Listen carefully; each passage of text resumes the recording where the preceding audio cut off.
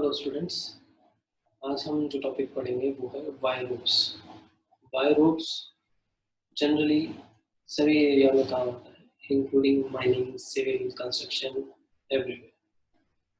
So here is the topic wire ropes. जैसे हम देख सकते हैं, इसके अंदर दो वर्ड है, पहला वायर, दूसरा rope. Wire itself is a product of mining. कैसे? माइन से जो भी ओर निकलता है उसमें मेटल कंटेंट होता है, देन उसे क्रशर में भेजते हैं, वहां से मिलिंग के थ्रू पास होता हुआ स्मेल्टर में जाता है, जहां से हमें मेटल मिलता है। ये मेटल बाद में बार फॉर्म में चेंज किया जाता है। इन बार्स को देन वायर के फॉर्म में ट्रांसफॉर्म किया जाता है। यहां से हमें मिलता है वायर्स। इस प्रेजेंटेशन में हम लोग कवर करेंगे basic introduction of wire ropes, then compare of wire ropes with other type of ropes, advantage of wire rope, use of wire ropes in mining industry, basic rope parts, then component of wire ropes, then nomenclature of wire ropes. Let's start in detail. As you can see in this presentation, rope, it's a basic thing. Rope can be made of any kind of material like nylon, cotton, jute, metal, anything. So अगर हम definition देंगे तो rope is a string made of long twisted threads. वहीं अगर हम wire के case में देखा जाए तो अब जब हम किसी मेटल को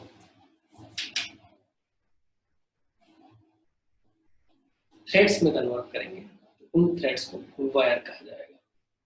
अब उन वायर से अगर हम किसी भी रोप का कंस्ट्रक्शन करते हैं वो कहलाती है वायर रोप्स। हमारे पास जो पहले रोप, नैनोन रोप, कॉटन रोप, जूट रोप, इन सब के कंपेयर में वायर रोप की स्ट्रेंथ ज्यादा होती है, इसलिए हमें ज्यादा लोड कैरी करना होता है, वायर रोप की तरफ जाना पड़ा। नाउ वायर रोप का मेन यूज क्या है? To transmit the large amount of power from one point to another point. Now the important thing is distance between these two points, जो आगे डिस्कस करते हैं। अब ये जो वायर रोप्स हैं, ये कार्बन स्टील की बनी सकती है, वॉट आयरन की बनी हो सकती है, cast iron, flow steel, alloy steel, और कुछ केसेस में हमें copper, bronze, aluminium, stainless steel, इन सब चीजों से भी बना सकते हैं। अब जैसा कि हमने ऊपर पढ़ा, और क्या क्या वे हो सकते हैं पावर ट्रांसमिट करने के। अभी तक हम सिर्फ रोप ही पढ़ रहे हैं, और क्या क्या वे हो सकते हैं पावर ट्रांसमिट करने के। हमें किन्हीं भी दो पॉइंट के बीच में पावर का ट्रांसमिशन करना है। तो सबसे जो नॉर्मल हम चीज देखते हैं, फाइबर रोप, नॉर्मल रस्सी है, किसी भी रस्सी के थ्रू आप पावर ट्रांसमिट कर सकते हैं, ठीक। बट उसके साथ इश्यू क्या होगा, उसकी स्ट्रेंथ इतनी नहीं होगी जो हमें चाहिए इन माइनिंग इंडस्ट्री। सेकंड, उसके बाद आता है बेल्ट्स। बेल्ट भी हमारे काफी काम आते हैं पावर ट्रांसमिशन के, बट बेल्ट के साथ इश्यू ये है कि अगर हमें ज्यादा अमाउंट का पावर ट्रांसमिट करना है तो हमें हमारा बेल्ट का क्रॉस सेक्शन भी ज्यादा लेना पड़ेगा compare to air. Same amount की एनर्जी ट्रांसफर करने के लिए हमें बेल्ट का क्रॉस सेक्शन ज्यादा लेना पड़ेगा, तो ये हमारे साथ इश्यू हो जाता है हमारे बेल्ट के साथ। उसके साथ बाद अगली चीज आती है कि हमें अमाउंट जो पावर को ट्रांसमिट करना है वो ज्यादा करना है, तो एक और ऑप्शन होता है हमारे पास, हमारे गियर्स।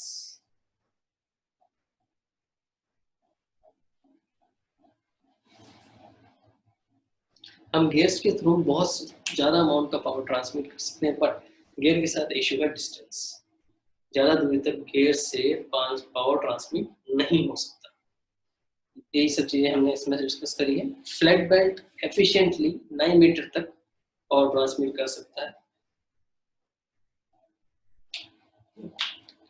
अब वायर रोप से हमें क्या फायदे होते हैं, वो है compare to the other way of transmission, power transmission, हमें ज्यादा स्ट्रेंथ ट्रांसमिट करने का मिलता है power.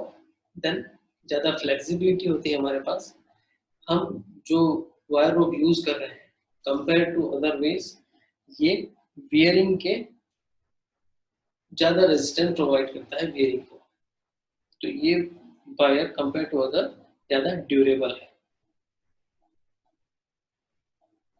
Now advantages of wire ropes: light in weight, silent operation हो सकता है इससे, सॉफ्ट लोड को ये आराम से झेल सकते हैं।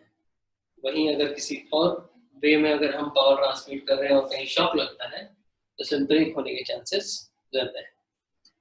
रिलायबल है, ड्यूरेबल है, सडन फेलियर कभी नहीं होगा क्योंकि ये मेटल का बना है और मेटल हमेशा इलास्टिक फॉर्म शो करेगा ब्रेक होने से पहले।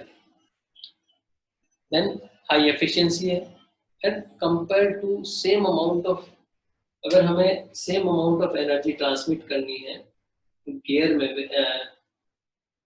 सेम डिस्टेंस पे, दो चीजें कभी भी किसी चीज को कंपेयर करने के लिए आपको बाकी सारे पैरामीटर कांस्टेंट रखने होते हैं। तो हमारा दो पैरामीटर है हमारे पास, पहला डिस्टेंस, दूसरा पावर। अब अगर हम दोनों चीज कांस्टेंट रखें और बाकी वे ऑफ पावर ट्रांसमिशन से कंपेयर करें तो इसका जो कॉस्टिंग होगी वो लो होगी कंपेयर टू अदर।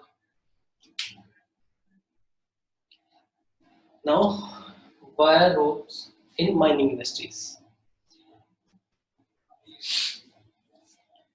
अगर आप सब लोग माइनिंग विजिट कर चुके हैं तो आपने वहाँ रोप शॉवेल देखी होगी, ड्रैग लाइन देखी होगी और भी बहुत सारी मशीनरीज देखी होगी जहाँ वायर रोप्स यूज होते हैं। उनमें से कुछ हमने नाम लिखे हैं, जैसे मटेरियल होस्टिंग के लिए, एलिवेटर्स में, वाइंडिंग रोप में जो हम हेडगियर के ऊपर लगाते हैं।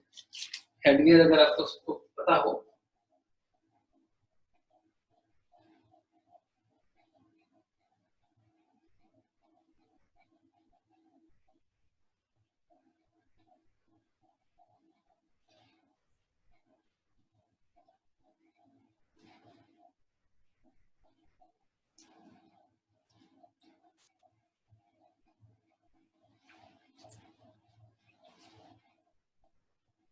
ये हमारी शाफ्ट है। यहाँ अगर हमें कोई भी मटेरियल वैन किसी भी चीज की होस्टिंग करनी है तो हम उसे वायर रोप से अटैच करते हुए शीव के थ्रू पास, ये हमारी शीव है, ये वायर रोप है, ये आपका स्किप या केज कुछ भी हो सकता है, ये वायर रोप शीव से पास होते हुए ड्रम पे वाइंड होती है। तो नेक्स्ट हम देखते हैं रोप कन्वेयर है। शाफ्ट में भी इसको जो हमारी स्किप या केज ट्रेवल कर रहा है उसे सपोर्ट करने के लिए हम लोग सपोर्टिंग रोप्स लगाते हैं जिन्हें गाइड रोप्स कहा जाता है, जैसे कि यहाँ पॉइंट पे देख सकते हैं। देन हॉलेज रोप, रोप शॉवेल हम डिस्कस कर चुके हैं। Drag line, mineral handling equipment, जो स्प्रेडर्स आप देखे होंगे आपने, नहीं तो आप जब नेक्स्ट अपनी ट्रेनिंग में जाए तब देखिएगा। मटेरियल हैंडलिंग के लिए स्प्रेडर्स यूज में लिया जाता है, वो भी वायर रोप के यूज के थ्रू भी वर्क करते हैं। एरियल रोप पे क्रेन्स जो आप जनरल लाइफ में देखते हैं, तो ये सब इक्विपमेंट्स हैं जहाँ वायर रोप बहुत काम आती है।